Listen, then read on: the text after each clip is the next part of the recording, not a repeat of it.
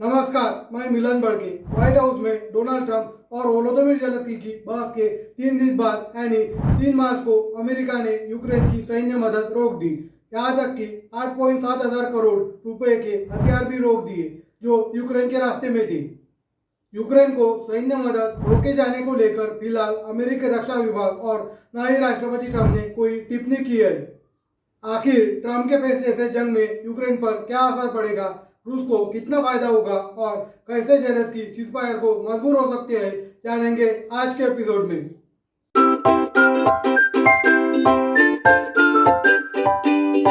नहीं, अमेरिकी राष्ट्रपति डोनाल्ड ट्रंप ने यूक्रेन के लिए सैन्य मदद पर हमेशा के लिए रोक नहीं लगाई है। व्हाइट हाउस के एक अधिकारी ने बताया कि राष्ट्रपति ट्रंप ने यूक्रेन को सैन्य सहायता देने पर अस्थायी पाबंदी लगा दी। अगर जेलेंस्की जंग को खत्म करने के लिए बातचीत की कोशिश करते हैं तब शायद ये रोक हटाई जा सकती है। अब एक सूचना आपके लिए, आप मेरे वीडियो देखते तो लेकिन लाइक और सब्सक्राइब नहीं करते। आपके एक बटन दबाने से हमें वीडियो बनाने में मोटिवेशन मिलता है, स्फूर्ति मिलती है। तो आप 2 मिनट का समय निकालकर सब्सक्राइब करें और लाइक भी कर दीजिए। अभी वापस आते हैं मुद्दे पर। इससे पहले 3 फरवरी यानी सोमवार को ट्रंप ने चेतावनी दी थी कि वो जेलेंस्की के विद्रोही रवैये को ज्यादा समय तक बर्दाश्त नहीं करेंगे। ट्रंप ने कहा था कि रूस के साथ सीज़फायर समझौते के बिना जेलेंस्की लंबे समय तक सत्ता में नहीं टिक पाएंगे। हालांकि इस दौरान जब ट्रंप से यूक्रेन की सैन्य सहायता पर रोक लगाने का सवाल किया तो उन्होंने कहा इस बारे में बात नहीं की है, देखते हैं क्या होता है। लेकिन इसके कुछ समय बाद यूक्रेन की सैन्य सहायता पर रोक लगा दी गई। ट्रंप के आदेश के बाद यूक्रेन भेजे जा रहे सभी सैन्य सामान पर रोक लगेगी।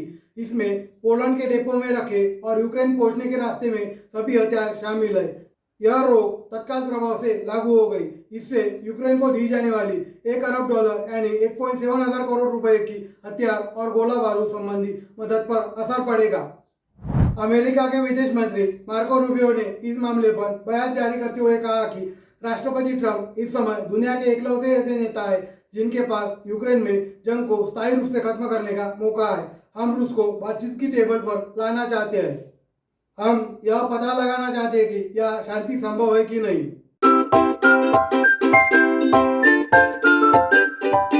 अमेरिका यूक्रेन का एक प्रमुख समर्थक रहा है।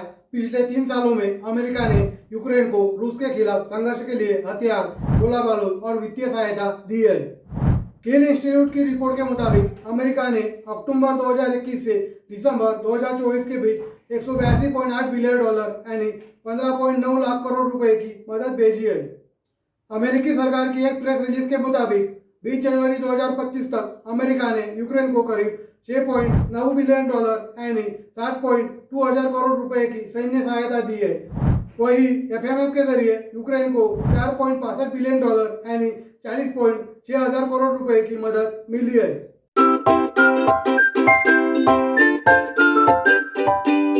यूएस डिपार्टमेंट ऑफ स्टेट की रिपोर्ट के मुताबिक 2021 से 2025 तक 55 मौकों पर अमेरिका रक्षा विभाग ने यूक्रेन को $27.688 बिलियन यानी करीब 2.4 लाख करोड़ रुपए की सैन्य सहायता प्रदान की है। अमेरिका ने यूक्रेन को electric devices, health facility, chemical, biological, radiological, nuclear productive equipment और ठंड से बचने के तमाम सामानों के साथ कई तरह की मदद की है। अमेरिका समेत कुल 50 देश यूक्रेन की मदद कर रहे हैं। अलग अलग देशों से यूक्रेन को multiple launch rocket system, artillery system, 1 lakh artillery गोला बारूद, 2.5 lakh anti tank equipment, tank और बख्तर बम वाहनों समेत कई हथियार दिए हैं।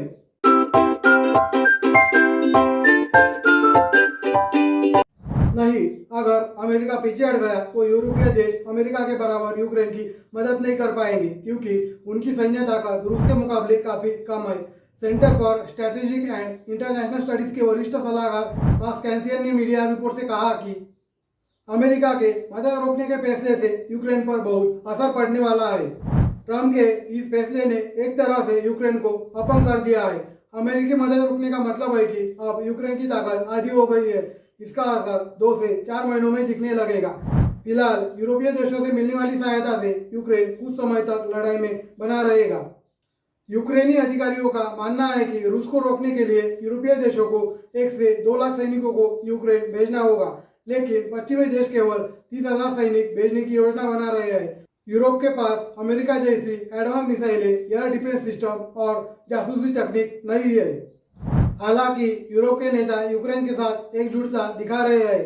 फ्रांस ने यूक्रेन का खुला समर्थन किया है, जबकि डेनमार्क, स्वीडन और बाल्टिक राज्य जैसे देश अमेरिकी की मदद के बिना डगमगाते नजर आ रहे हैं। वहीं स्पेन, इटली और जर्मनी अमेरिका के विरोध में है। 2 मार्च को लंदन शिखर सम्मेलन में यूरोपीय देशों के राष्ट्राध्यक्षों ने बैठक की। इसमें सभी वोलोदिमीर जेलेंस्की के साथ कंधे से कंधा मिलाकर खड़े रहे।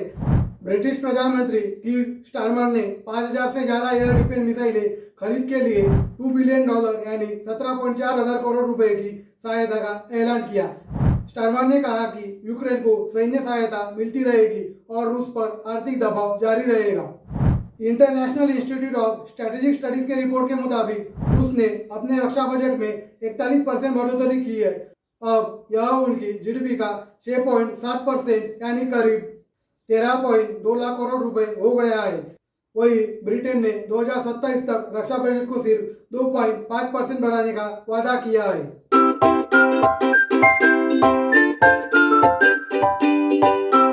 जेएनयू के रिटायर्ड प्रोफेसर और विदेश मामलों के जानकार एके पाशा ने दैनिक भास्कर से बात करते हुए कहा कि अमेरिका हथियारों के बिना यूक्रेन 14 दिन भी मुश्किल से टिक पाएगा। जंग के मैदान में यूक्रेन को एडवांस हथियारों की जरूरत है, जो सिर्फ अमेरिका के पास है। ऐसे में उसके खुद के हथियार और अन्य यूरोपीय देशों के हथियार कुछ बड़ा कमाल नहीं कर सकते। अमेरिकी हथियारों के बिना रूस के सामने यूक्रेन लाचार देश के अलावा और कुछ नहीं है। वही जेएनयू के प्रोफेसर और विदेश मामलों के जानकार राजन कुमार दैनिक भास्कर से बात करते हुए कहते हैं कि अमेरिका के पूर्व राष्ट्रपति जो बाइडेन को आभास था कि डोनाल्ड ट्रंप सत्ता में आते ही यूक्रेन की मदद पर रोक लगा देंगे, इसलिए वो पहले ही पर्याप्त मात्रा में यूक्रेन को सैन्य मदद दे चुकी है, जो अगले 3-4 महीने तक काफी होगी। यूक्रेन इन हथियारों के दम पर कुछ समय के लिए रूस से लड़ सकता है। इसके बाद यूरोपीय देशों को आगे लाकर यूक्रेन को सैन्य मदद पहुंचानी होगी। इसके अलावा यूक्रेन के पास दूसरा कोई रास्ता नहीं है।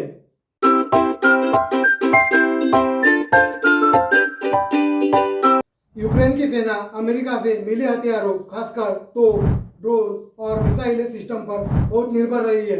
अब यूक्रेन को रूसी हमलों का जवाब देना मुश्किल हो जाएगा। इससे रूस यूक्रेन के कुछ और इलाकों पर कब्जा कर सकता है, लेकिन जंग रुकना मुश्किल है। प्रोफेसर राजन कुमार का कहना है कि ट्रंप के फैसले से रूस यूक्रेन जंग नहीं रुक सकती। इसके लिए सभी यूरोपीय देशों को भी जंग रुकवाने के समर्थन में बोलना होगा। अमेरिका ने यूक्रेन की मदद बंद कर दी है, लेकिन यूरोपीय देश अभी भी यूक्रेन को हथियार भेज रहे हैं। जब तक यूक्रेन को हथियार मिलते रहेंगे, तब तक जंग जारी रहेगी। वही ट्रंप की पूरी कोशिश है कि जंग रुक जाए, लेकिन वे यूक्रेन पर सिर्फ प्रेशर बना सकते हैं। हालांकि यूरोपीय देशों का मानना है कि अब सीजफायर की स्थिति आ गई है। मैक्स कैंसियन का कहना है कि इस फैसले का मतलब है कि यूक्रेन को अब किसी भी हाल में शांति डील को स्वीकार करना पड़ेगा। ट्रंप प्रशासन यूक्रेन को कमजोर करने के लिए भी और भी कई तरीके आजमा सकता है।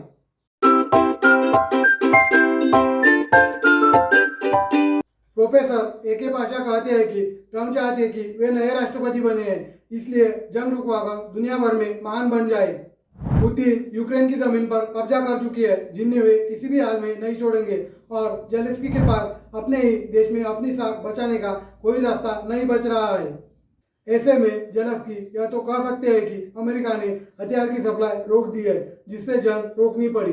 वे सुरक्षा की गारंटी की शर्त पर फिर से उठाएंगे। ट्रंप जंग रुकवाकर महान बन जाएंगे और पुतिन नए इलाकों पर कब्जा जमाकर।